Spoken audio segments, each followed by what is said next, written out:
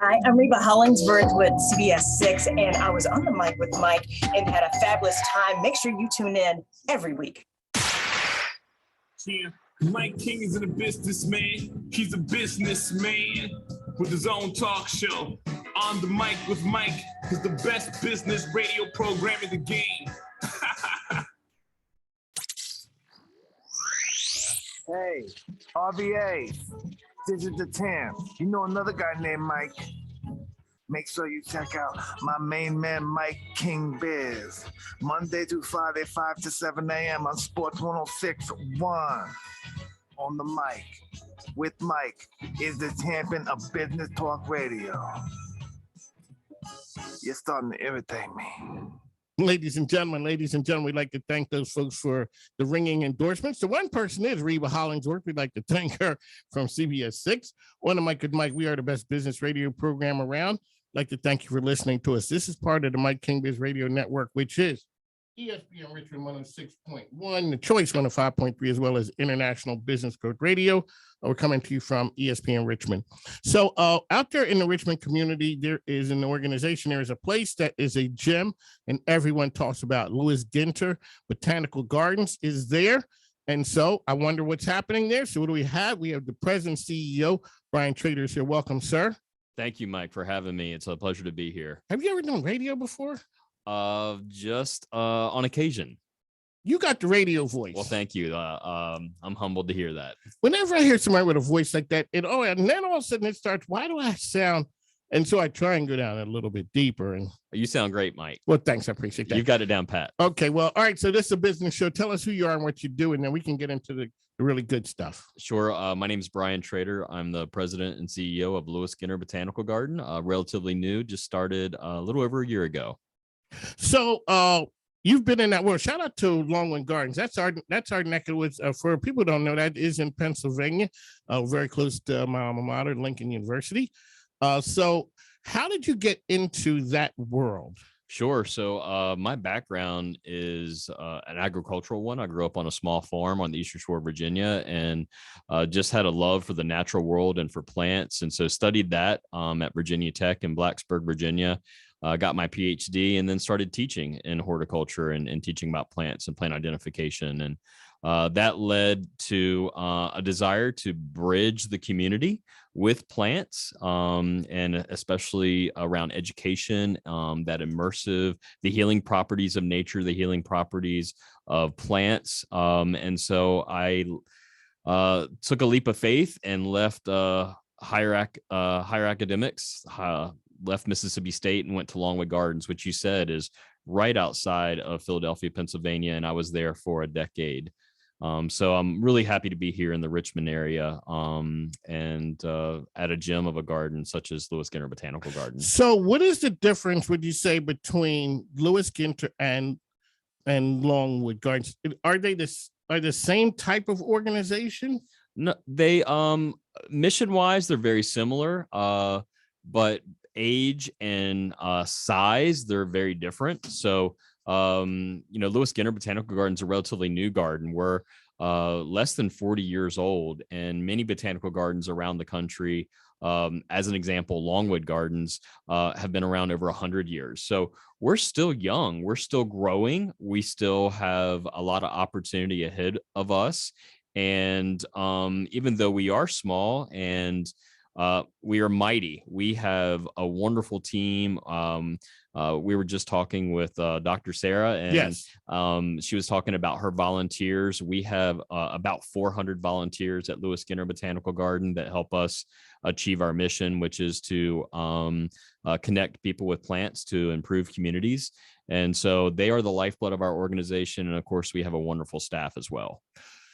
Oh, so great organizations really deal with people as well. As the CEO and president, how do you set the culture there to enhance what goes on to really make the operation run smoother? Well, it's not an easy thing to do, especially on the heels of a pandemic where the garden was closed for 4 months, where there's been transition in leadership. But one of the things that I try to do as a leader within the organization is use our mission, use our vision, look at our core values as the guiding star, and align everyone around that central cause, around those central goals. And what we do for the Richmond area and Central Virginia is wonderful. We are providing a safe, beautiful, nurturing, immersive space for our community to come out and to enjoy. And so that's a easy goal, easy mission to get the team around. And I try to empower a culture of leaders at all levels of the organization. So anyone, no matter where they are, what their role in is the organization, can have a wonderful idea, and it's keeping those your ears and eyes open for those ideas, for programming and opportunities to engage our broader community. On the mic of Mike, ESPN Richmond. This is the Mike King Radio Network. Excuse me. We have Brian Trader from Lewis Ginter Botanical Gardens. A couple questions. One of the great parts about having your own radio show is that, you know, the questions come in and I'm thinking, like, do most of the people who work with you come from agricultural backgrounds? No, not at all. We are a pretty diverse organization with regards to the expertise and experience of the team. And when I say team, I mean our staff and our volunteers. So we have a marketing department. So we have individuals that have a graphic design background or a public relations background. We have an advancement team, and so they help us with fundraising and writing grants. We have a wonderful learning and engagement department. So we have individuals on our team that have a background in youth education, youth development. So certainly we have some team members that have a horticulture or agricultural background, but we're a pretty diverse organization. And hospitality, you know, that's one of our great claims to fame, is we want everyone to have a great time, an extraordinary guest experience. And so that hospitality background, events, we have weddings at the garden. So there's a lot of different expertises that it takes to make our garden function. Do you still have your hand or ties back to the agricultural community? We do in some personally? ways. I do, yes. One quick question: how did they do with the pandemic? So we hear about businesses. I always wondered how the farming folks did. I think it depends on the segment of agriculture that you're looking at. Certainly, they had to evolve and change and pivot and look at things a little bit differently, just like just about every segment of business. But people still ate during the pandemic, and people were still cooking during the pandemic. How we sourced our food and where we sourced our food was a little bit different. So as an example, I grew up on a poultry farm. So my father grows chickens for us to eat. And, you know, the chickens that were being used in the restaurant industry were different than what might be consumed and purchased from the grocery store. And so just how the processing, the timing of all that changed, because many restaurants closed down during the pandemic. And so more people cooked from home. And so that changed the demand for the type of packaging, but also size of poultry that you might consume. One of my Brian Trader is here. Lewis Ginter is truly a part of the community, and that you guys are giving away things, you guys are supporting nonprofits. Let's talk about why that's so important to the organization to be a part of the community to that level. Well, Mike, I truly believe, and our team believes, that our garden should be welcoming and available to everyone. Every single person should have the opportunity to enjoy the beauty of what we have offered, to learn in our spaces, to seek respite in our gardens, to visit our conservatory. And to make that happen, we have to really ensure that we're breaking down all those barriers that would keep people from coming to the garden. So, you know, how do we take away the admission fee. So we have a program called Share the Garden, where we do partner with other cultural nonprofits to ensure that they can come to the garden for free and enjoy that space. We have a program called Museums for All. And so that allows individuals that may not have the financial means to pay for our admission to come into the garden for $1. We have Really? Absolutely. We do not want admission or the cost of visiting the garden To stop people from coming. It shouldn't. What we're designing, what we're building should be for everyone. And we really believe that.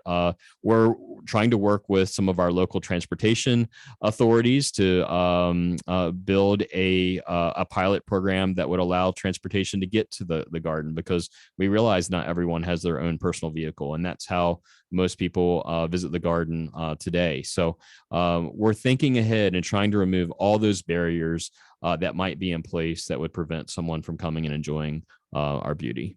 So people know you for the flowers and all those things. Sometimes I'm sure there are a lot of people who don't know about those are things that are working in the background. And, I appreciate you coming on here talking about that, because that's very important. We don't realize, like you said, everyone doesn't have a car.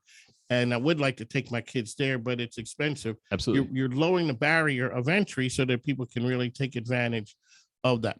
What's new and exciting at the garden that you want people to know about? Well, right now, Mike, as we speak, our Cochrane Rose Garden is on fire with blooms. I mean, it is spectacular. It's at peak bloom right now. So we're in the middle of our season that we're calling A Million Blooms. We in April opened up our M&T Bank Butterflies Live exhibit. It's the first time that exhibit's been at the garden in 2 years. And so our community can come in and go into our conservatory and just see hundreds of butterflies, all different colors, all different types, and be immersed in that experience. Next week on Friday, May 27th, we're opening up Big Bugs. And so we're partnering with a gentleman named David Rogers. He has an exhibit that has traveled to other botanical gardens all across the country, and he's bringing them to Lewis Ginter Botanical Garden. Big Bugs. And so these are larger than life, made of all natural materials, and they're really pollinators. And so we're trying to communicate and help our community learn about the importance of pollinators. So bees and wasps and butterflies and ants, those are pollinators too. And so we are going to have several installations of these massive big bugs, which is also supported by M&T Bank throughout the garden. And that's going to run through the end of summer. Sir, we have Brian Trader, CEO of Lewis Ginter Botanical Garden. I feel just smarter standing here because I didn't know the pollinators. So, okay, so I've heard, bee. I didn't know a wasp was one. Absolutely. I didn't know ants were.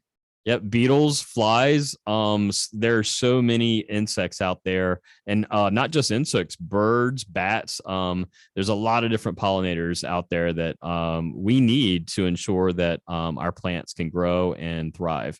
So when you're having a hard day and you see the kids go through there, you expect the kids' faces to look up and the light comes on. But when you see a grown man like me all of a sudden looking around like, this is a wow factor. It is. That's the most rewarding. Exactly.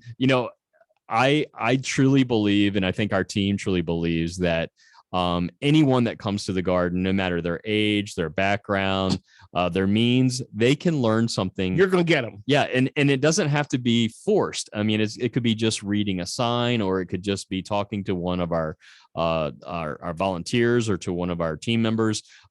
We hope that everyone, when they come to the garden, will leave more fulfilled than when they arrived. As you say, you're in the hospitality business. We got to do it. Sometimes people don't like the active learning. And so if you can get something in there a little subliminally, that's okay. So I'm going to walk away from this one feeling like I learned something today. Absolutely. You did. I did. It's like, so now when you're seeing the bees that are out there and the ants, it's like an ant problem. Yeah. Don't squash them.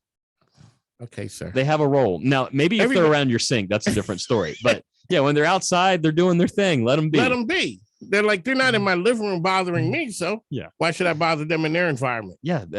Everything has a role in our ecosystem. So when little kids come, so what do you have there for little kids that you find that all the kids love when they come?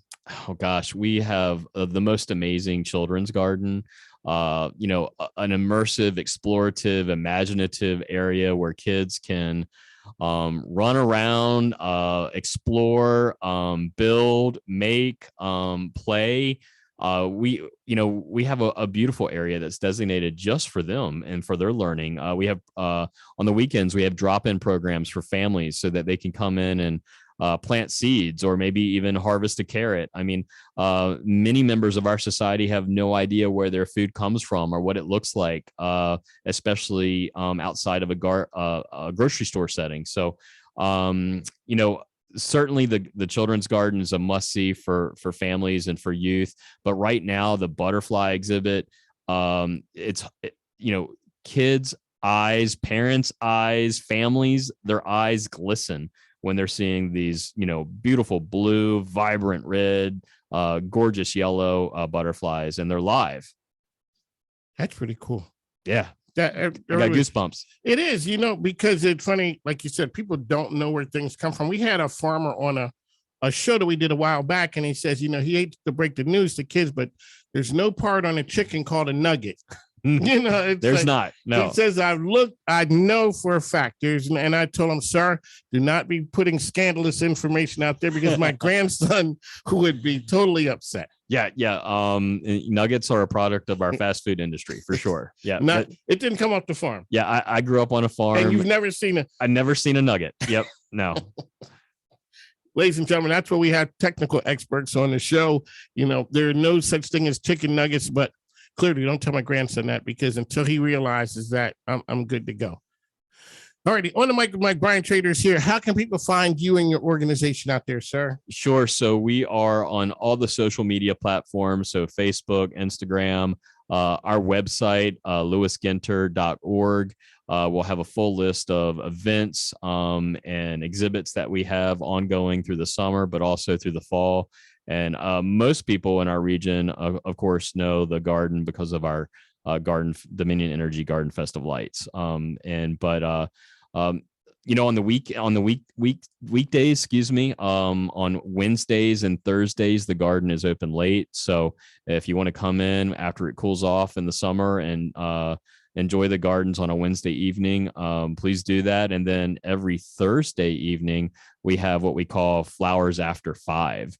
And so we have live music in the garden. And we have refreshments set up. And 2 Thursdays a month, we have what we call Fidos After 5. And so you get to bring your whole family. And that's in partnership with the Richmond SPCA. So lots going on in the garden in the weeks ahead and the months ahead. And we really do want to be a relevant community resource. And so we hope everyone will come out and enjoy. That is what you guys do. So you guys are a nonprofit. That's correct. We are a nonprofit. Nonprofits. That's correct. We try. No, you do. That's so because what we do is we see the work. We'd like to thank you for coming on the program. So, ladies and gentlemen, make sure you get out there. Like you said, they're doing some really cool things to help with the barrier of entry, whether it is trying to get there or the price of admission. They're doing some really outstanding things. And we'd like to thank you for coming on. On the mic with Mike, we are the best business radio program around. We're part of the Mike King Biz Radio Network, ESPN Richmond 106.1, The Choice 105.3, as well as International Business Growth Radio. As I say, we got to go because the microphone ain't free. Plus, my grandkids need stuff. So make sure you listen and support our sponsors. Have a good day now. Thank you, sir.